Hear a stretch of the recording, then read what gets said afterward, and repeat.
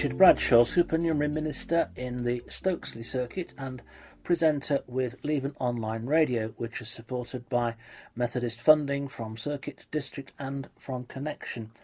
I've been speaking to our Chair of District, the Reverend Richard Andrew, and I began by asking him how his work had been affected by the sudden restrictions on movement, cancellations of meetings, etc., due to the virus pandemic.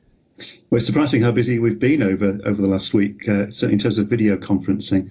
So I had a meeting with our superintendents by a video conference, had a meeting with ecumenical colleagues by video conference, and we've got a planned regional safeguarding group by video conference. So we've been incredibly busy, really, by using online facilities. Can I just pick the safeguarding thing up? Are there particular challenges for safeguarding through the C virus problem? Well, one of the particular challenges is that if somebody has a safeguarding contract in place in relation to our churches, normally they'd have a monitoring support group, but clearly those monitoring support groups can't meet at the moment because of the challenge of being together. So again, so looking at video conferences is important. So are there some vital matters that you can't deal with that we'll have to wait until we can meet properly?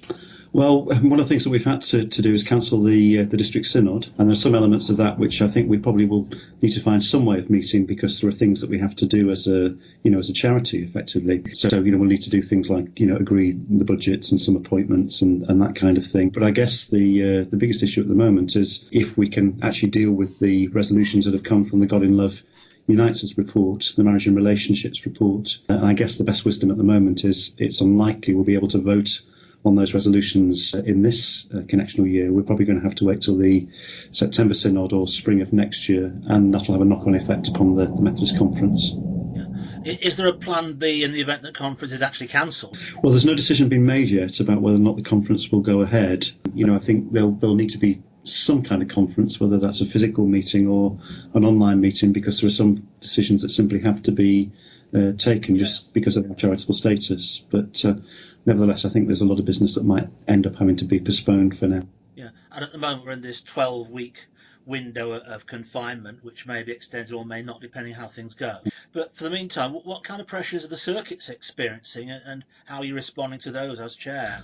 Well, I suppose the first response I've made as chair has been to cancel my sabbatical, and I think that's in large part because as ministers we're committed to people, and we're committed to communities, and we don't want to be away from people at significant points. And this is a major crisis, something that we've none of us have lived through before, at least nothing in quite this form.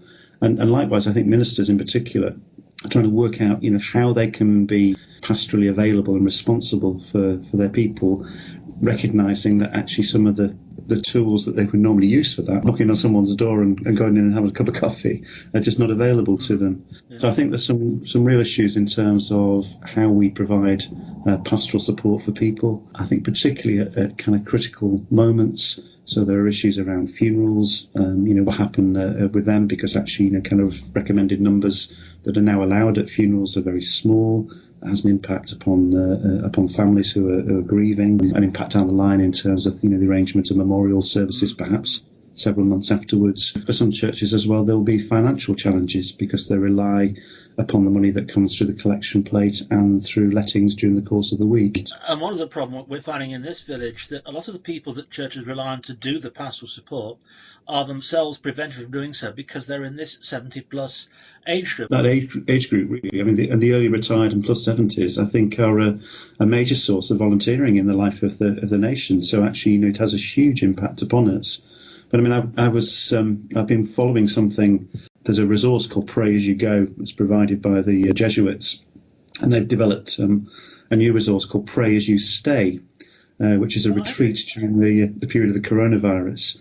And yesterday's was entitled Prudence. It was a reminder in the meditation that actually the chief commandment in the Bible is to love God and love your neighbour. And one way to actually love your neighbour is to exercise prudence. Being willing to recognise that by self-isolating and stepping back, we're actually protecting our neighbour, and that in itself is an act of love. And I don't think we should, diminish that in any way, even if there are some things that we normally do that we can't do. And I think I would also maybe add to that actually even those who are self-isolating have a number of resources available to them. So I think, the phone call, the Skype call, those kinds of things, if you're able to do them, become doubly important, because I think one of the real fears at the moment is that we'll end up with people who are feeling even more lonely, even more isolated and vulnerable because of that. And if we can help in any way by just picking up a phone and making a few more calls than we can, then that's one way in which we can show active love, even if other things are being closed down to us. Do you think that people are praying in a different way, perhaps more intensely, or in a more concentrated, disciplined way because of this? And I think there's a kind of intensity and a real focus to prayer at the moment, and a real sense of actually focusing on what is really important. And I think there's one of the things about being forced into more simplicity and more solitude is that actually you're forced to focus upon actually what is really essential in life. I think a number of us are asking those kind of questions. A lot of churches will suddenly be feeling the pinch financially. They have their bookings, their casual events have been cancelled. They're losing the loose coin in the collections. Is that impacting on them already, do you think? Again, I think it's a mixed picture. I think we've had a number of concerns and questions from circuits about finances and where we will be in 3 months' time. I mean, I think the impact in some ways will depend upon how long this crisis lasts for. If it's 3 months and 6 months, are very different kind of periods of time. Particularly as most people, or many people certainly, give now through standing orders, which I imagine will continue to be regular. No reason why they shouldn't be, of course.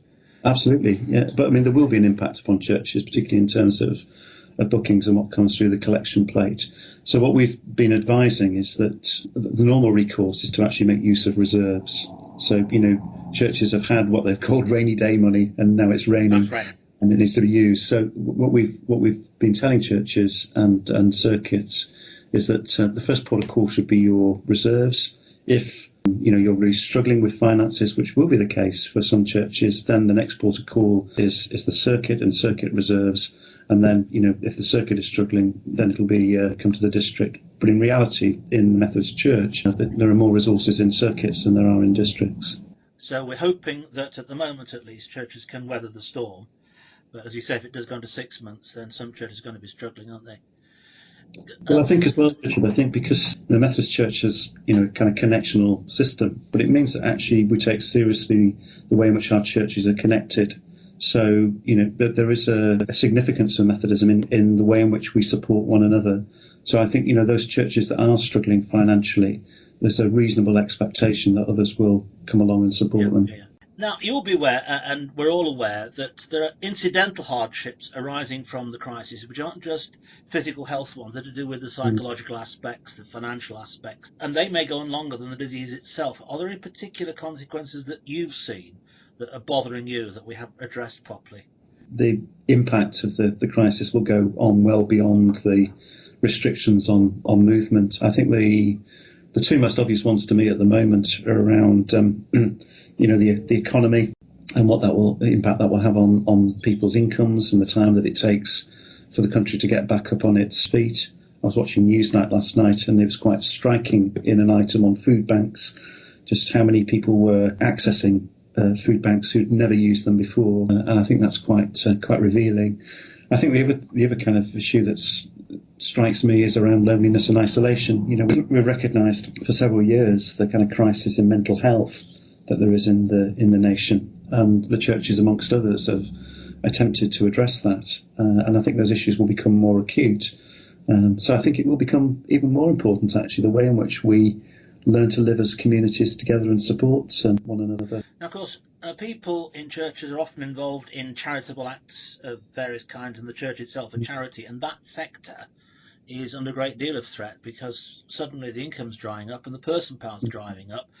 Are you concerned that we might not weather the storm without some lasting damage? There will be some damage to things that we've been used to, and some new opportunities that will arise because we learn new ways of working. There's some obvious damage, for instance, around groups that have typically made use of our facilities. That's not possible now. So, for example, we've got several groups from Alcoholics Anonymous that meet on Methodist premises across our district, and several other agencies who do fantastic work. If you take that out of the system for a 12-week, 3-month period or whatever it ends up being, that's a lot of people who miss some of their kind of primary forms of care that's clearly going to have an impact. We may be picking up other health issues because while we are trying to fight the virus, we're not necessarily doing ourselves any good by the other choices that we're making. I'll give a silly example of that. I mean, one of the daily papers today, it's not one that I'm sure you ever read, said, come on, do your bit for a bit and be a couch potato. Just slop around, watch the TV and don't go out. But of course, physical exercise is actually important for our health as well. Well, I do think that there is a kind of real question about balance in life, isn't there? Yeah. I mean, just in general. And so, the government guidance at the moment, even with the restrictions, is that people should exercise at least once a day. And I think, we have to take that seriously. And if those restrictions prevent us from doing some things for the next few months, then actually we maybe need to do them more earnestly beyond that. Yeah. Striking, isn't it, that actually we're travelling through the period of Lent, where it's a period of self-assessment. It is a good opportunity for us to do some of that self-assessment. It's not that long since everybody was talking about another crisis, namely global warming or global overheating, and was saying that we need to see this as our common enemy and we must rally round and face it together. Suddenly we've got a crisis that is making us rally round and face it together. Is there a danger that the coronavirus crisis is over, that we're going to forget about the other one and the lessons that we've learned from this? Yes, I think there is a real danger. I mean, it's interesting, isn't it, that actually if you look at, Wuhan and northern Italy and the kind of pollution maps since the outbreak of the crisis, that the pollution has dropped dramatically in those areas. In fact, I don't know if you saw it on the TV, but the kind of references to being able to hear the birds sing in some urban areas where birds hadn't been heard singing for some time because of the kind of surrounding noise of traffic. Stop coughing. There's a kind of sign in that really of God's good creation. What happens when the earth is in harmony with itself, or humanity is in harmony with the earth. I do think that there is a real danger that we'll lose sight of this, because the immediate concern will be to get the economy going again. And you can imagine factories sort of beginning to work at full pelt. But it is really important, I think, actually, that we don't lose sight of some of the lessons from this crisis about actually, what is our relationship with creation and some of the challenges that arise from that in terms of the way in which we currently live. One of my worries, just staying with that, is that oil prices are dropping because there's suddenly more than we need. And you've got all these cheap air companies with grounded planes. As soon as the crisis is over, what's going to happen. There's going to be cheap flights and everyone's going to be booking up, and suddenly pollution levels are going to be through the ceiling again. And that worries me. But then can you blame those firms, and can you blame people for wanting to go abroad again? Yes, there may well be a kind of reaction from people about, suddenly wanting to get out and let their hair down and party, and you can partly understand that, I think. No, absolutely, yeah. Sorry, can we party sustainably? Well, celebration needs to be part of life, doesn't it? But, we both recognise that there are some real challenging issues that have been raised by this crisis about the way in which we live that actually, we do need to respond to as human beings. What silver linings have you seen to the COVID-19 cloud? Well, the kind of sense of community. I mean, I was walking the dog this morning, but I was walking down the street just outside my house, and some children had put some rainbow stones in each driveway. They painted rainbows on the stones, just saying, "We hope this rainbow helps you to smile." And it was just as a kind of sign of a community building. Just several houses around where I live, I thought was a wonderful, actually, little story of what's possible, and actually how through this crisis we need to look at ways in which we can bind ourselves together much more strongly. On the television in Italy and Spain, people singing in blocks of flats together in a coordinated way. Yeah. I think the Methodist choir wants us all to sing together somehow. Not quite sure how it will work. But... So actually there's been a lot of positive things about community that we need to kind of rejoice in. My team is Middlesbrough, and we've not been doing particularly well, so we might benefit from the season being frozen. And my son's partner, she's a Liverpool fan, so she wants them to finish the season and be Premier League champions. But actually, when we start asking those questions again, we might be back to some kind of normality. The kind of things that we would normally talk about on the streets that we can't now talk about because actually we've got some really serious things to deal with. But Donald Trump's dream of full churches at Easter, that's not going to happen here. No, I don't think so. As we've been saying, our buildings are closed, but the people of God have not gone away. I have heard a suggestion that we should all go out on Sunday morning to the end of our drives and sing Thine Be the Glory. So, let's see what happens. That's a good one. We might work on that. This interview was brought to you by Leven Online Radio. I'm Richard Bradshaw.